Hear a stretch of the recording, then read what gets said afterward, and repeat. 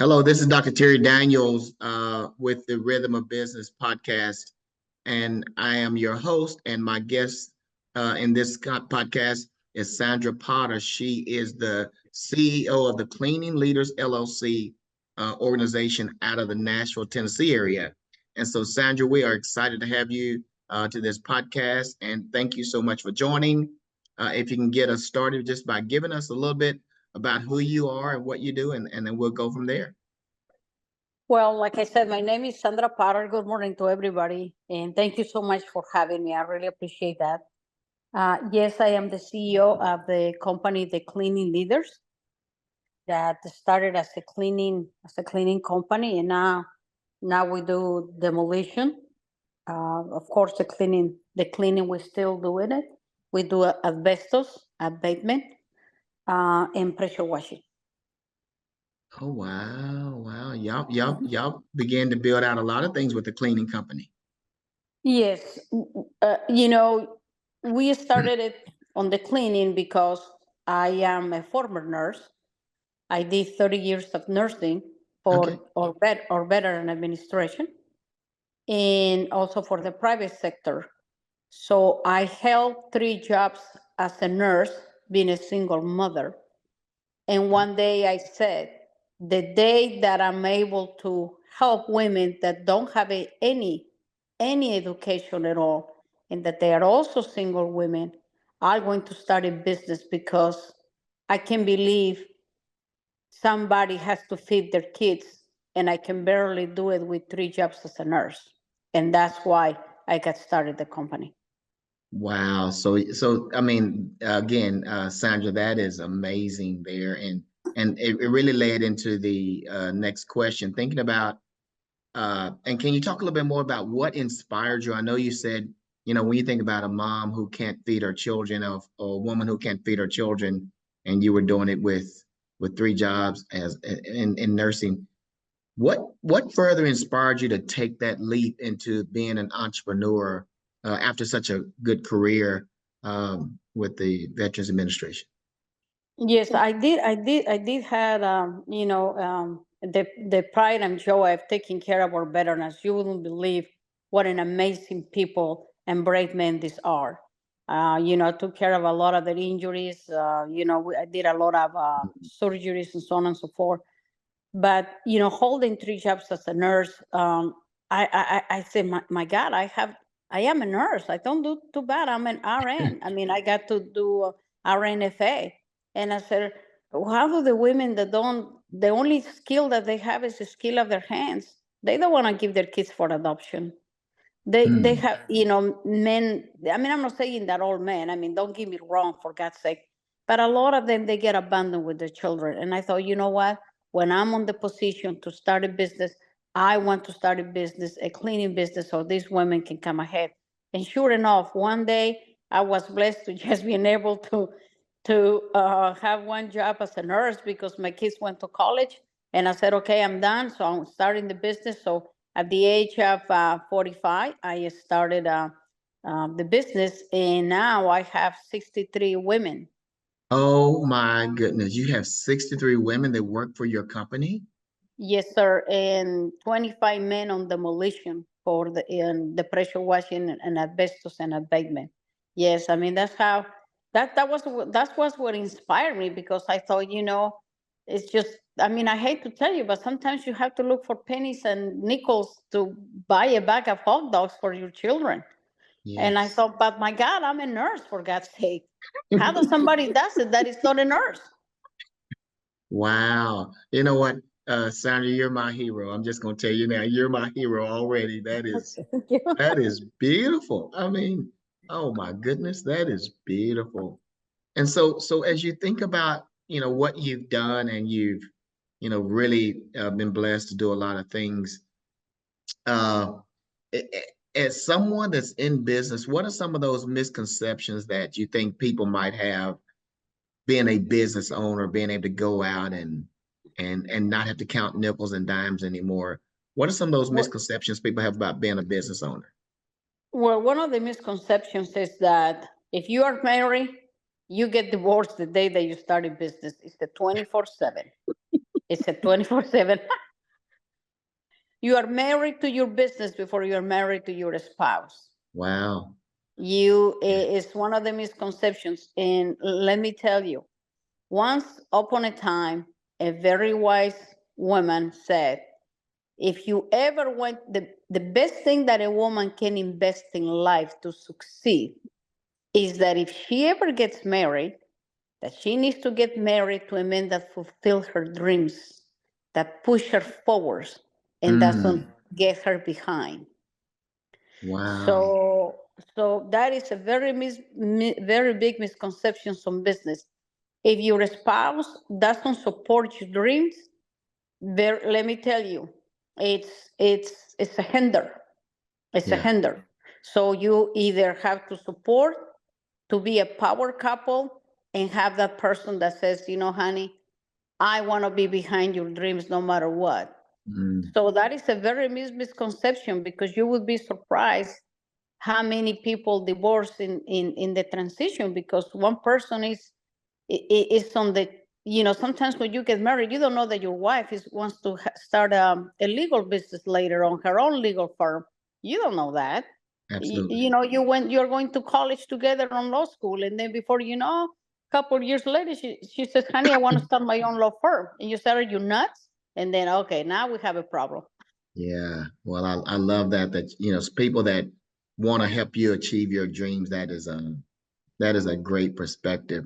So as you say, you got, 63 women, and you got men with the demolition part of the business. And you said early on that, one of the misconceptions is that don't be fooled that once you start a business, you're about to go into this marriage with this business. So how do Correct. you find balance, whether it's work-life balance, life balance? How do you Well, find balance with all this that you've got going on? okay, so this is what I noticed that it worked for me. As you grow, you delegate. So as you grow, so what I if I was doing the payroll, now I have somebody that does the payroll in QuickBooks, for example, because the rich is the time that your own heart, that your own lifestyle is going to tell you, you know what, this is a little bit too much for you. Let's hire somebody, even if it is part time. Invest that time in training that employee, in training that person, and before you know, guess what? You have that time. You're having a little bit more time to educate yourself and to grow your business differently. So as you grow, you divide, conquer, and delegate. As you grow, divide, conquer, and delegate. Wow. And then you, at one point, you have to say, you know what? We say in Mexico, when the handyman drops the tool and says, I'm done. And then at one time during the day, you say, you know what? I'm dropping the tool. I'm closing Wow. the laptop. It's family time. But you Yeah, got to do that. You got to. you got to do that. Family is so important. Yes. And you took that point, you've got to do that. So with your growth in your business, and with growth, as you said, it comes, you have a passion, you have a desire, but you have to bring on people, and they may not always have the rhythm that you want. Uh, how do you evolve with the changes that's had to happen in your business? And you went from cleaning to demolition to asbestos cleanup. How do you evolve with the changes and with people Okay. being involved? I guess that's one of the most important questions I have ever asked. There is a book that I read one time, and I don't read that much, but it says when you start a business, start what people need, not what you want. So when I started the cleaning business, somebody said, "Hey, do you do pressure washing?" And when I heard the word washing, I thought that he needed to do something with washing something, and I said, "Yes, I do," but I didn't know what pressure washing was. So I turned around and I talked to one of my guys, and I said, he happens to be there, and I said, "Hey, do you know what pressure washing means?" He says, "Yes, it's you wash, but you use a machine and blah blah blah blah blah blah, and you have to have da da da." So I went back to this guy, right on the same block, and I said, "Hey, what exactly would you like to have pressure wash?" "Oh yeah, the sidewalks and this and this and that." And I said, "Okay, I got it now." I went back with my employee and I said, "You know what? Let's go ahead and get that machine." And that's how the pressure washing started. Wow. And we had pressure wash 1.5 million parking garage.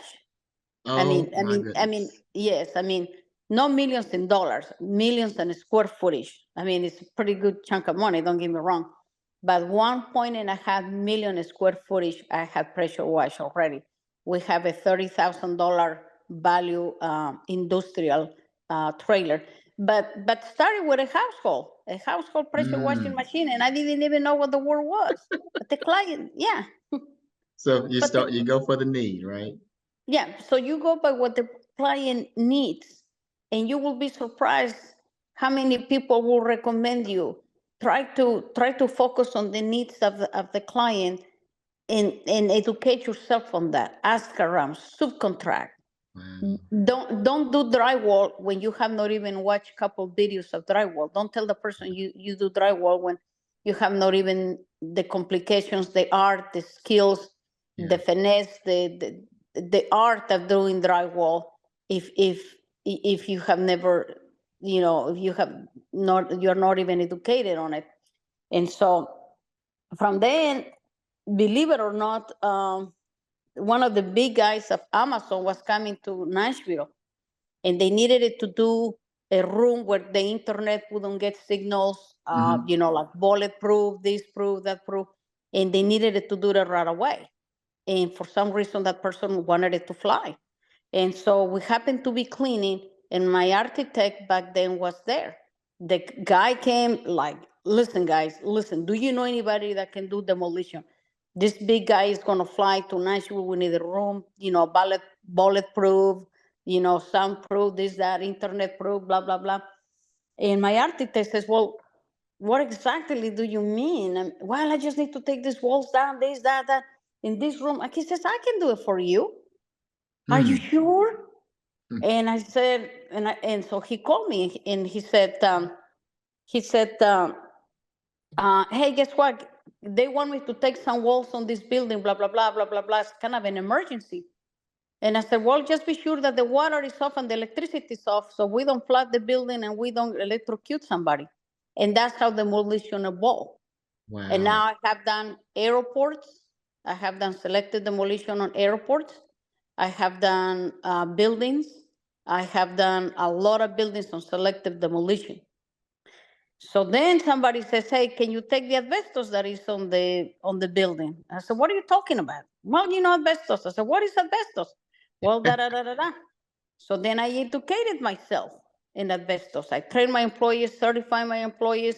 I learned how to take asbestos, get certified, get approved, blah, blah, blah. And before you know, now we're doing asbestos. Oh my goodness, So Sandra, I'm it's telling focused. you, you're my Yes. hero. You're my hero, Sandra. I'm telling you, you're my hero, Sandra. I'm telling you. Wow. So when you think about where you've grown and how you've grown, what are your future plans? Give me a glimpse into where you think you can take this business. Oh, I want to, well, there you go back again. We're going to focus on the needs. So I don't know where this podcast is reaching or how far it's getting, but Nashville is exploding big time like a Yes, it nuclear bomb. is. And so now we need a lot of hauling, a lot of trucking. So I'm getting all what I need, all what it takes. I'm educating on the trucking business. So hopefully next year by this time I'll be buying my first truck. Oh wow, 'Cause it's a lot of, yeah. that is stretching out there. And Sandra, I am so impressed with your tenacity and your mindset and your confidence uh I mean it really is impressive and thank you for that. Last question. If you're talking to someone who is on the edge and they're thinking about starting a business or going into business or launching out, I know you recently just said that, hey, let's focus on the need of what people are talking about. What advice would you give someone who's hesitating in taking that leap forward of faith into being an entrepreneur? Well, don't give up. Don't give up. 20 years from now, you want to say, man, I am so glad I didn't start that business. Oh, you know what? I am so glad I did. Because you don't want to be 20 years from now saying, man, I wish I would have done it. You don't want to do that. Yes. You don't want to do that. Just go ahead and do it. Don't give up. You would be surprised how many stones, this stone, that stone, that stone, they come your way. Those are challenges for you to change and for you to learn and for you to get even braver. But don't give up. Don't give up. You want to say 20 years from now, man, I am glad I started. Oh, man, I'm glad I didn't. But just try. Do it. Yeah. Well, I mean, Sandra, you are a gift, and I mean that you are a gift. And so, to our Thank you. Rhythm of Business podcast audience, thank you, Sandra Potter, for coming. Sandra Potter is the CEO of the Cleaning Leaders LLC in the Nashville, Tennessee area. If you need something clean, I'm telling you, she will figure it out. She will figure it out. You want to reach out to her, and even if you don't need something clean, you need to reach out to her and just to talk to her. She is a great inspiration. So, Thank you. Sandra, thank you for joining this, and to the audience, thank you for You're listening. welcome. We hope you come back again to the Rhythm of Business podcast, and we will talk to you Absolutely. next time.